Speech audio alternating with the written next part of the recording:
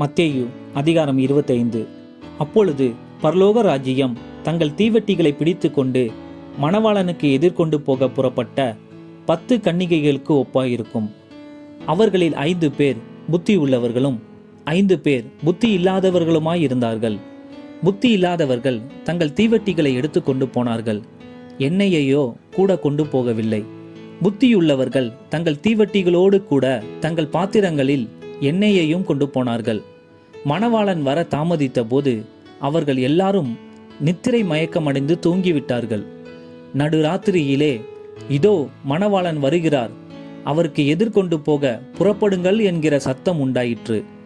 அப்பொழுது அந்த கன்னிகைகள் எல்லாரும் எழுந்திருந்து தங்கள் தீவெட்டிகளை ஆயத்தப்படுத்தினார்கள். புத்தி இல்லாதவர்கள் புத்தியுள்ளவர்களை நோக்கி, உங்கள் எண்ணெயில் எங்களுக்கு கொஞ்சம் கொடுங்கள், எங்கள் தீவெட்டிகள் அணைந்து போகிறதே என்றார்கள். புத்தியுள்ளவர்கள் பிரதியுத்தரமாக, அப்படியல்ல, எங்களுக்கும் உங்களுக்கும் போதாமல் இராதபடி நீங்கள் விற்கிறவர்களிடத்திற்கு போய் உங்களுக்காக வாங்கிக் கொள்ளுங்கள் என்றார்கள்.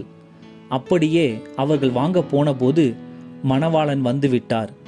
ஆயத்தமாயிருந்தவர்கள் அவரோடே கூட கல்யாண வீட்டுக்குள் பிரவேசித்தார்கள். கதவும் அடைக்கப்பட்டது. பின்பு மற்ற கன்னிகைகளும் வந்து, ஆண்டவரே, ஆண்டவரே, எங்களுக்கு திறக்க வேண்டும் என்றார்கள். அதற்கு அவர், உங்களை அறியேன் என்று மெய்யாகவே உங்களுக்கு சொல்லுகிறேன் என்றார். மனுஷகுமாரன் வரும் நாளையாவது நாளிகையையாவது நீங்கள் அறியாதிருக்கிறபடியால் விழித்திருங்கள். அன்றியும் பரலோக ராஜ்யம் புறதேசத்துக்கு பிரயாணமாய் போகிற ஒரு மனுஷன் தன் ஊழியக்காரரை அழைத்து தன் ஆஸ்திகளை அவர்கள் வசமாய் ஒப்பு கொடுத்தது போல இருக்கிறது. அவனவனுடைய திறமைக்கு தக்கதாக ஒருவனிடத்தில் 5 தாலந்தும், ஒருவனிடத்தில் 2 தாலந்தும், ஒருவனிடத்தில் 1 தாலந்துமாக கொடுத்து உடனே பிரயாணப்பட்டு போனான். 5 தாலந்தை வாங்கினவன் போய் அவைகளை கொண்டு வியாபாரம் பண்ணி வேறு 5 தாலந்தை சம்பாதித்தான். அப்படியே 2 தாலந்தை வாங்கினவனும் வேறு 2 தாலந்தை சம்பாதித்தான். 1 தாலந்தை வாங்கினவனோ போய் நிலத்தை தோண்டி தன் எஜமானுடைய பணத்தை புதைத்து வைத்தான். வெகு காலமான பின்பு அந்த ஊழியக்காரருடைய எஜமான் திரும்பி வந்து அவர்களிடத்தில் கணக்கை கேட்டான். அப்பொழுது 5 தாலந்தை வாங்கினவன் வேறு 5 தாலந்தை கொண்டு வந்து, ஆண்டவனே, 5 தாலந்தை என்னிடத்தில் ஒப்புவித்தீரே, அவைகளை கொண்டு இதோ வேறு 5 தாலந்தை சம்பாதித்தேன் என்றான். அவனுடைய எஜமான் அவனை நோக்கி, நல்லது, உத்தமமும் உண்மையும் உள்ள ஊழியக்காரனே, கொஞ்சத்திலே உண்மையாயிருந்தாய், அநேகத்தின் மேல் உன்னை அதிகாரியாக வைப்பேன், உன் எஜமானுடைய சந்தோஷத்திற்குள் பிரவேசி என்றான். 2 தாலந்தை வாங்கினவனும் வந்து, ஆண்டவனே, 2 தாலந்தை என்னிடத்தில் ஒப்புவித்தீரே, அவைகளை கொண்டு இதோ வேறு 2 தாலந்தை சம்பாதித்தேன் என்றான். அவனுடைய எஜமான் அவனை நோக்கி, நல்லது, உத்தமமும் உண்மையும் உள்ள ஊழியக்காரனே, கொஞ்சத்திலே உண்மையாயிருந்தாய், அநேகத்தின் மேல் உன்னை அதிகாரியாக வைப்பேன், உன் எஜமானுடைய சந்தோஷத்திற்குள் பிரவேசி என்றான்.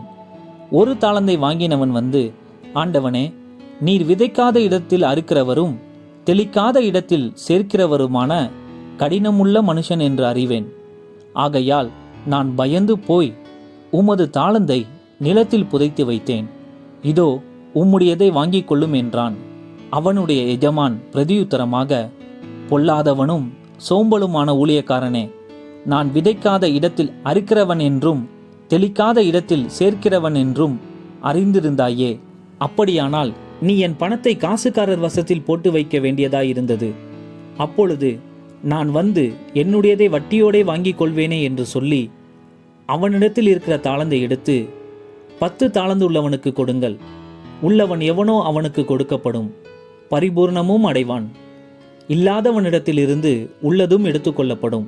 பிரயோஜனமற்ற ஊழியக்காரனாகிய இவனை புறம்பான இருளிலே தள்ளி போடுங்கள், அங்கே அழுகையும் பற்கடிப்பும் உண்டாயிருக்கும் என்றான்.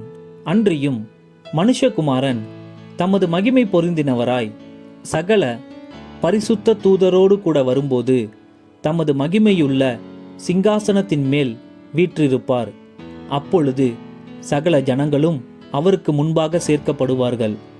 மெய்ப்பனானவன் செம்மறியாடுகளையும் வெள்ளாடுகளையும் வெவ்வேறாக பிரிக்கிறது போல அவர்களை அவர் பிரித்து செம்மறியாடுகளை தமது வலது பக்கத்திலும் வெள்ளாடுகளை தமது இடது பக்கத்திலும் நிறுத்துவார். அப்பொழுது ராஜா தமது வலது பக்கத்தில் நிற்பவர்களை பார்த்து, வாருங்கள், என் பிதாவினால் ஆசீர்வதிக்கப்பட்டவர்களே, உலகம் உண்டானது முதல் உங்களுக்காக ஆயத்தம் பண்ணப்பட்டிருக்கிற ராஜ்யத்தை சுதந்தரித்து கொள்ளுங்கள். பசியாயிருந்தேன், எனக்கு போஜனம் கொடுத்தீர்கள். தாகமாயிருந்தேன், என் தாகத்தை தீர்த்தீர்கள். அந்நியனாயிருந்தேன், என்னை சேர்த்து கொண்டீர்கள். வஸ்திரமில்லாதிருந்தேன், எனக்கு வஸ்திரம் கொடுத்தீர்கள். வியாதியாயிருந்தேன், என்னை விசாரிக்க வந்தீர்கள். காவலில் இருந்தேன், என்னை பார்க்க வந்தீர்கள் என்பார். அப்பொழுது நீதிமான்கள் அவருக்கு பிரதியுத்தரமாக, ஆண்டவரே, நாங்கள் எப்பொழுது உம்மை பசியுள்ளவராக கண்டு உமக்கு போஜனம் கொடுத்தோம்? எப்பொழுது உம்மை தாகமுள்ளவராக கண்டு உம்முடைய தாகத்தை தீர்த்தோம்?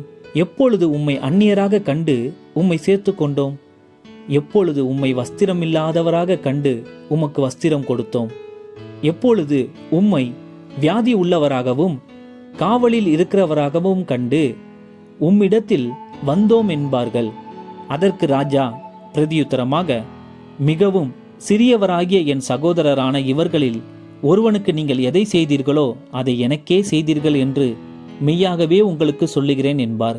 அப்பொழுது இடது பக்கத்தில் நிற்பவர்களை பார்த்து அவர், சபிக்கப்பட்டவர்களே, என்னை விட்டு பிசாசுக்காகவும் அவன் தூதர்களுக்காகவும் ஆயத்தம் பண்ணப்பட்டிருக்கிற நித்திய அக்கினியிலே போங்கள். பசியாயிருந்தேன், நீங்கள் எனக்கு போஜனம் கொடுக்கவில்லை. தாகமாயிருந்தேன், நீங்கள் என் தாகத்தை தீர்க்கவில்லை. அந்நியனாயிருந்தேன், நீங்கள் என்னை சேர்த்து கொள்ளவில்லை.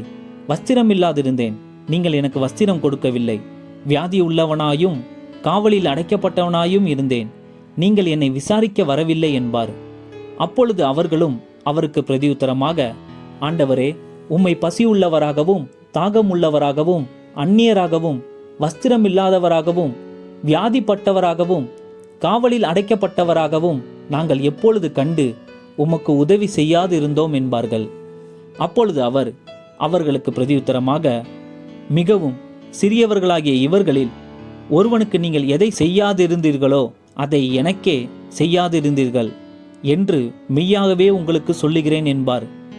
அந்தபடி இவர்கள் நித்திய ஆக்கினையை அடையவும் நீதிமான்களோ நித்திய ஜீவனை அடையவும் போவார்கள் என்றார்.